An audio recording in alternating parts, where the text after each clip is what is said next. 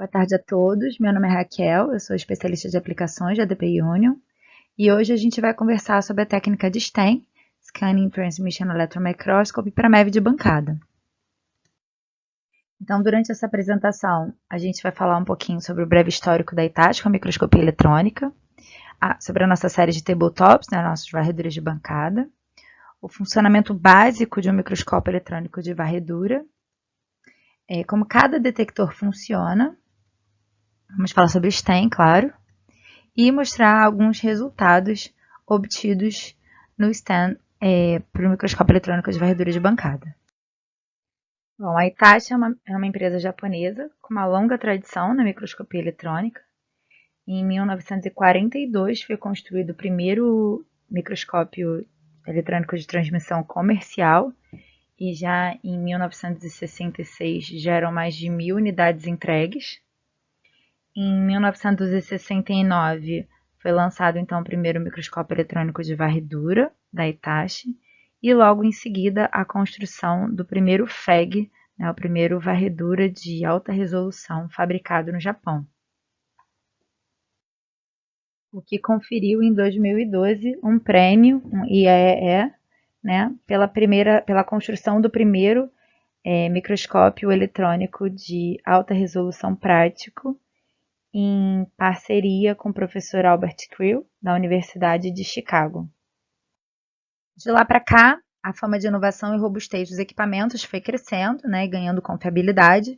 Os microscópios agora são feitos pensando mais em conforto, em eficiência, com estruturas compactas, sistemas cada vez mais rápidos, coletas simultâneas de diferentes sinais, além de mais bonitos, Esse último microscópio da foto é o nosso HT7800, um dos primeiros microscópios eletrônicos de transmissão sem ecrã e totalmente ergonômico. A estrutura compacta associada a uma bomba moderna, uma bomba turbo moderna, faz com que ele seja um dos sistemas mais rápidos do mercado. Mas hoje a gente vai falar de varredura, não de transmissão. Especificamente sobre a nossa série de tabletops, as varreduras de bancada. Esse conceito foi criado pela Hitachi. A ideia era a construção de um equipamento compacto que não exigisse infraestrutura e nem muito espaço, como um microscópio óptico, por exemplo, mas que tivesse a resolução de um microscópio de elétrons com baixo custo, que fosse acessível à maioria dos pesquisadores. Então, em 2005, a Hitachi lança a série TM1000. A gente ainda tem algumas unidades desse microscópio instaladas e funcionando no nosso país. Já no final de 2009, foi lançada a linha TM3000, oferecendo baixa tensão de aceleração. Em seguida, em 2013, essa série foi substituída pelo TM3030, com algumas melhorias no sistema e de detecção. Logo em seguida, lançado o TM3030 Plus, com uma melhor resolução, maior magnificação e agora com um novo detector, o detector de elétrons secundários de baixo vácuo.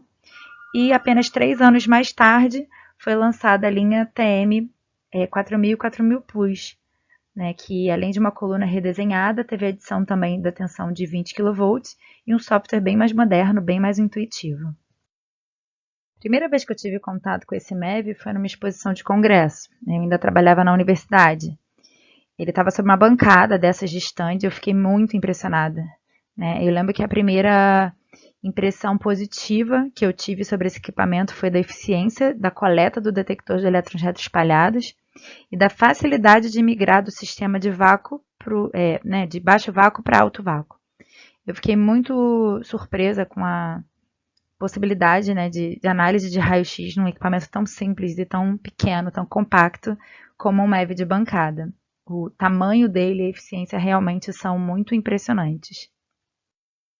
Para aqueles que chegaram aqui sem saber ou sem lembrar como funciona o microscópio eletrônico de varredura, vamos falar agora rapidamente sobre o seu funcionamento básico.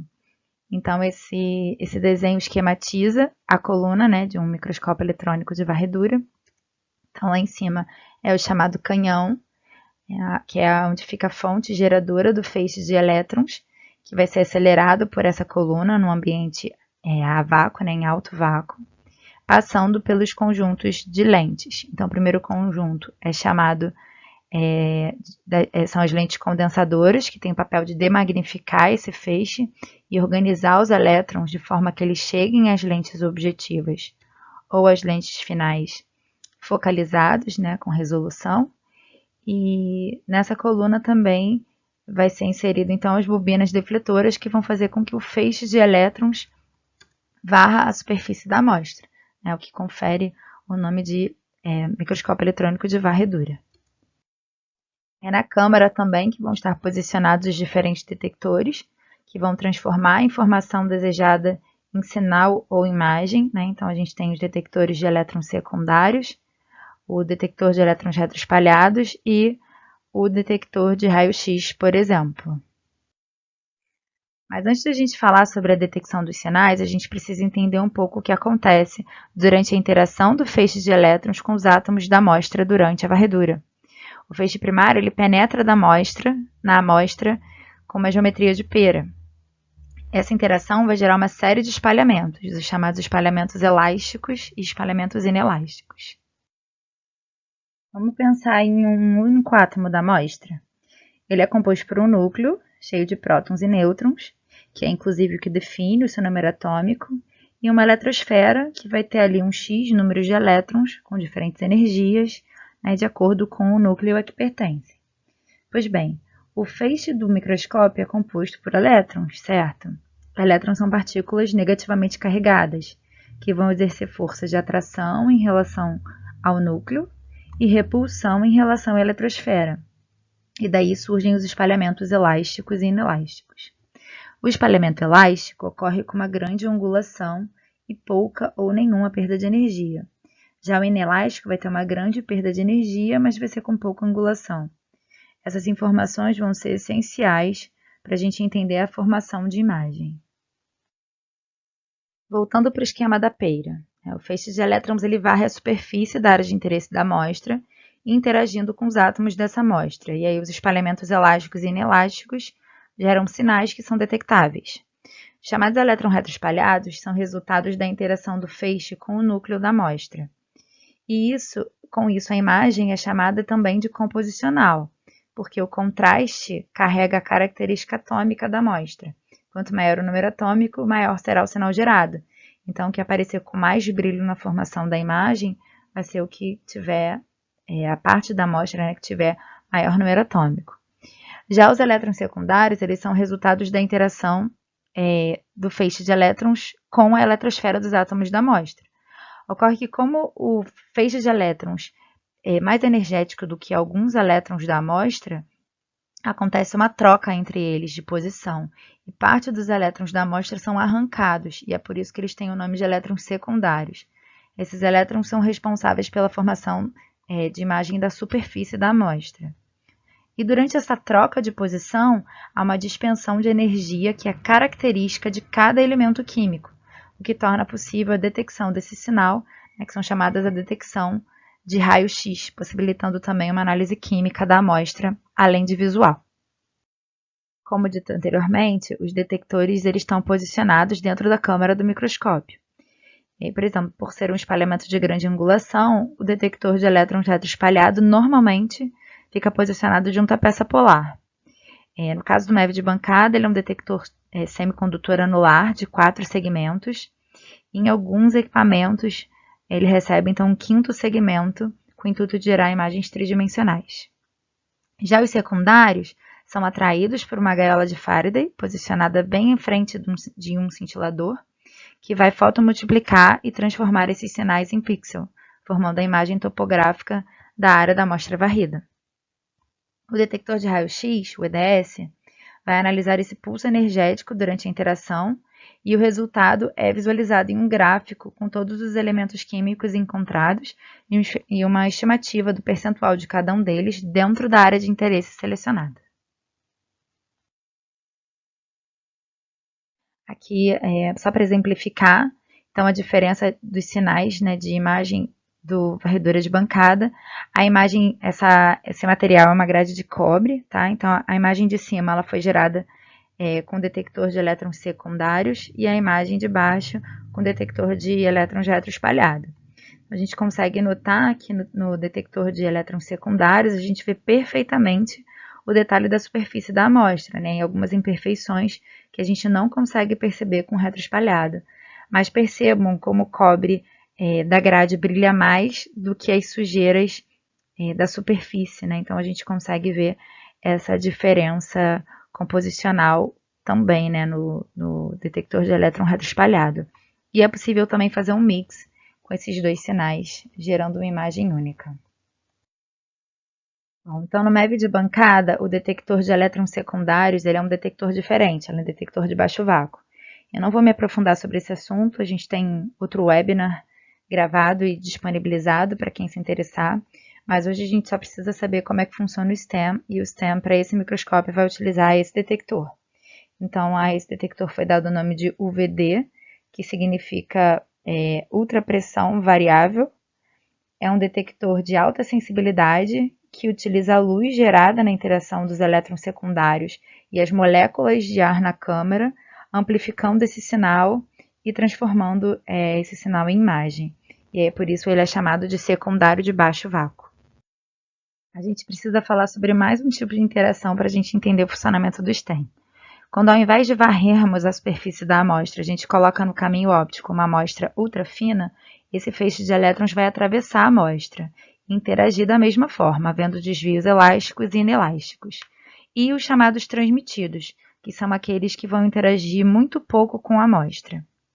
Acontece que se a gente colocar agora uma abertura posterior à amostra, a gente consegue selecionar parte desses elétrons, e é assim que ocorre a formação de imagem na microscopia eletrônica de transmissão. A gente também tem um webinar gravado só falando sobre transmissão, então não vou me aprofundar sobre ele aqui. Bom, então STEM, Scanning Transmission Electron Microscopy, nada mais é do que uma imagem de transmissão através do feixe da varredura, o feixe varrendo a superfície da amostra. E como é que isso acontece? A gente precisa de um holder, no caso esse da foto é o holder da Hitachi, que pode ser utilizado do MEV de bancada ao MEV de alta resolução. E como ele funciona? O feixe de elétrons passa por um orifício, onde a grade com a amostra está posicionada, e logo abaixo a abertura do holder seleciona o sinal que vai chegar até o cintilador. Esse cintilador ele envia a informação de catodoluminescência para o detector UVD, o detector de elétrons secundários de baixo vácuo. Aí lembra que dependendo do número atômico, esse desvio vai ser maior ou de menor angulação? Então, parte, inclusive, são completamente barrados por essa abertura. Assim, a gente tem diferentes sinais chegando ao cintilador, o que vai conferir contraste à imagem gerada. Esse vídeo, então, ele mostra a simplicidade da utilização desse holder. A parte de cima dele desencaixa. E aí, com o auxílio de uma pinça, a gente posiciona a gradezinha, a amostra, no orifício. Em seguida, é só fechar e inserir o holder dentro do MEV.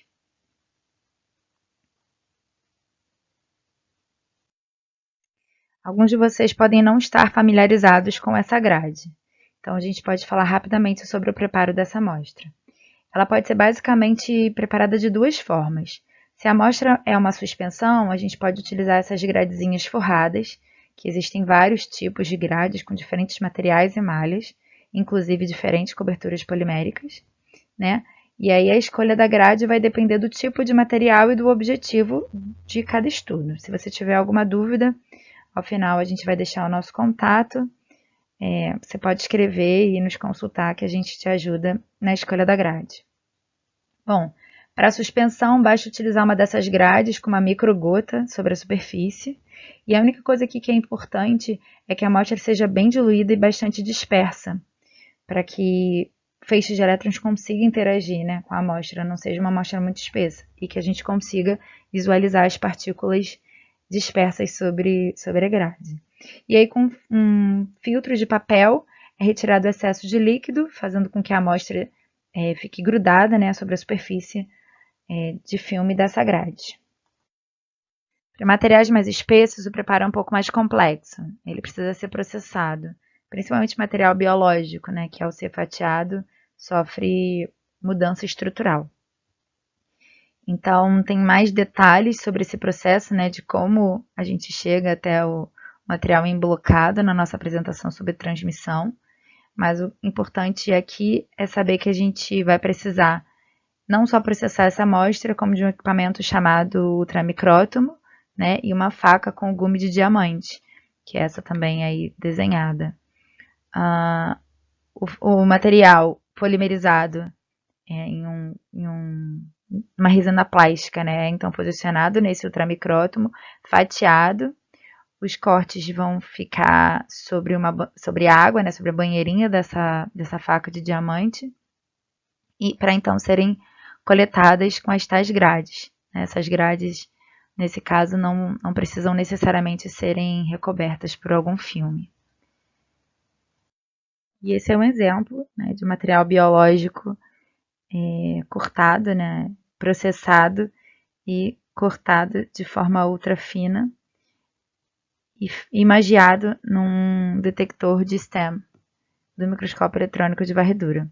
Essa imagem é um corte ultrafino de um pedaço de rim de rato, né? A amostra foi processada, fatiada e contrastada. E o MEV utilizado foi o TM4000 com voltagem de 15 kV. A série TM4000 Plus já possui a voltagem de 20 kV, o que melhora razoavelmente a resolução do sistema como um todo. A gente não falou aqui, mas quanto maior a tensão de aceleração do feixe, maior vai ser a resolução do sistema. Como resultado, né, utilizando varredura de bancada com esse holder de STEM, logicamente a gente não vai comparar com o resultado de uma imagem de microscópio eletrônico de transmissão, né? Ele não vai ter resolução para isso. A gente talvez não consiga resolver uma bicamada lipídica ou um aumento muito grande, mas a gente consegue medir espaçamentos, né, ver a preservação da amostra, medir algumas organelas que não sejam muito pequenas. Ainda sobre esse holder, é possível associar a análise, né, da imagem com a análise de EDS. Então, é possível ainda caracterizar quimicamente essa amostra com a imagem de transmissão varredura. Agradeço a atenção de todos. A gente vai abrir agora um tempo para perguntas. Para quem tiver interesse, a gente tem mais 2 apresentações gravadas, né? Uma sobre transmissão e uma sobre varredura. E aqui estão os nossos contatos. Esse QR Code leva vocês diretamente para o nosso site, né? A gente tem uma linha grande de produtos para quem quiser conhecer. E o nosso contato, meu e do Leonardo, para quem tiver qualquer dúvida, para quem quiser conhecer mais sobre o nosso microscópio, tá? A gente vai estar à disposição.